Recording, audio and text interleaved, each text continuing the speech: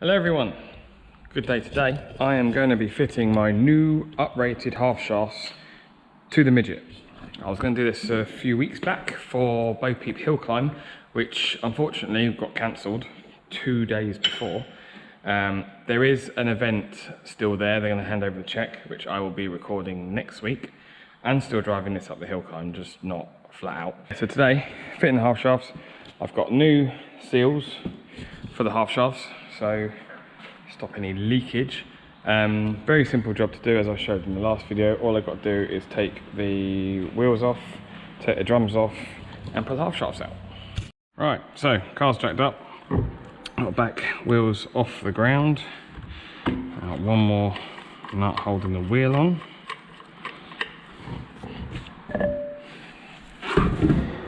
Right, 2 screws.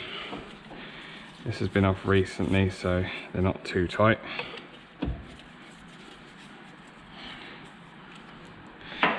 Let's not lose them. Drum should come off. There we go.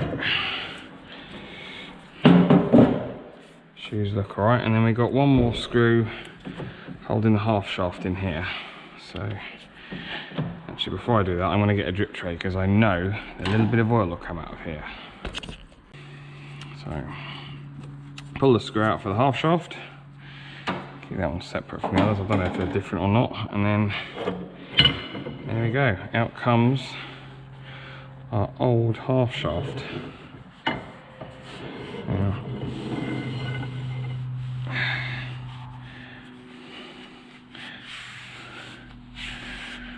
Doesn't look in too bad condition, to be honest. I don't know if you can, I'll do a closer shot of the splines on this end afterwards. I'll do that at the end of the video. I'll keep that to one side for the moment, just in case my new ones are wrong. And then if I find what I did with my knife, I can get into here. Oh, there it is. Right. Fingers crossed these are the right shafts. As you can see, came from Peter May Engineering.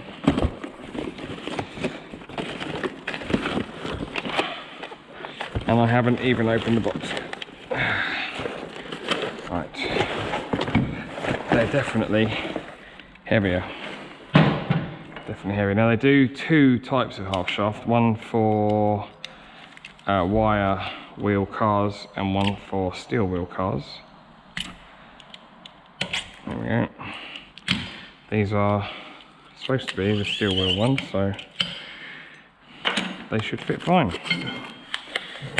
I also understand, I believe they said they were sided, so I do need to have a look for some markings. I might actually give these a clean up. They're pretty dirty from all the packaging. So I'm gonna, oh there you go. You can see, hopefully see there, that's got an R stamped into it. So that'll be the other side. Let's put that back in the box for now. And if I remove all the tape from this one, I'll drop the screws on the floor.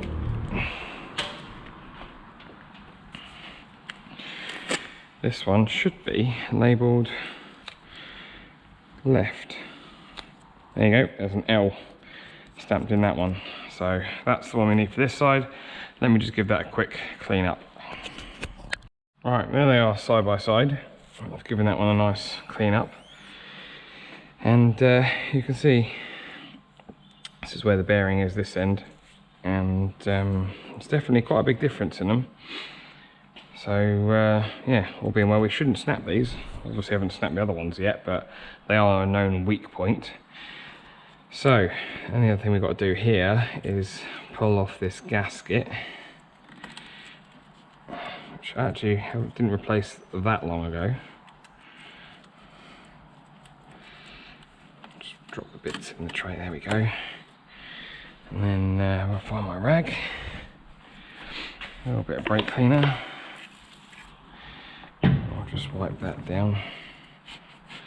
Ready for the new gasket.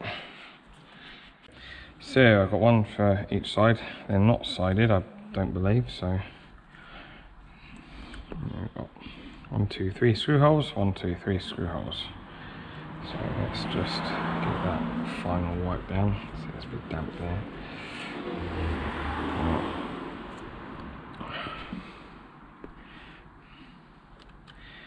And that can just slide on and like so. A bit tight on the inner ends. Same thing on here. There are screw holes for the drum, I believe, and this one here is the one that locks the drive shaft in. So we should be able to just slide that in. God, that makes a horrible noise.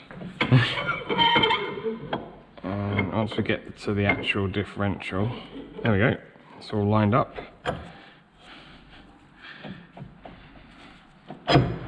That's in. Oh, we'll have a little bit more. Hopefully, maybe.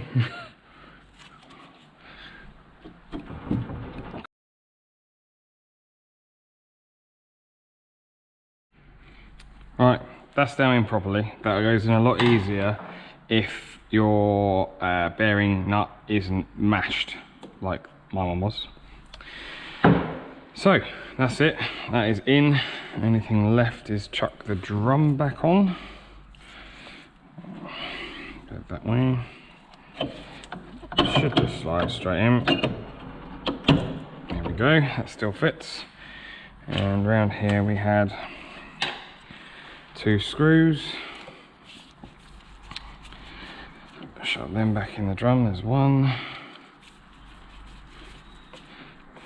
2. Make sure the drum's on properly. Make sure it still turns. Absolutely fine, nice and smooth. So I'll get rid of that. I'll need that for the other side in a moment. Get rid of me shaft. I'll go through that in a mo. And chuck the wheel on. And on that's left. Right, note to you all, centre caps don't fit with the new shafts. It's kind of annoying, but I'm sure I'll come up with a solution for that. It's probably going to end up meaning new wheels. But yeah, never mind. Right, both half shafts done. Old half shafts. Now, what I'm hoping the camera will focus on is the splines here. You can see hopefully you can see there's a little bit of damage, and basically what happens is as the differential is trying to turn, it will wear one side of the groove. Actually you can kind of see it there, about each spline about there. You can see there's a little line where it's actually already started eating away at the half shaft, and that's why if you change a half shaft, if you have the half shafts out, they've got to go back in the same place, because they've had that torsion in the same direction their entire life, and then you start asking them to go the other way, they kind of think, holy shit, and then snap. So yeah, it's quite important if you do that. Obviously I've just replaced mine. If you want some, I've got 2 available here, let me know. Yeah, all that's left is to get out on the road and see, well, I can actually use the power from the engine now, use all the power.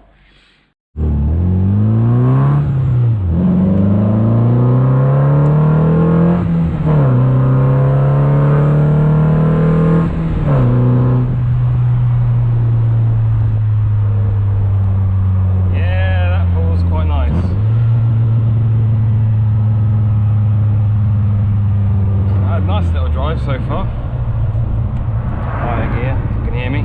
Yeah, nice little drive so far. Down the A27, now coming down through Alfriston. I have a feeling the drive is going to be this slow. I was hoping to do a bit of a longer drive for you, so you enjoy some country roads, but never mind. Maybe that's for another video. So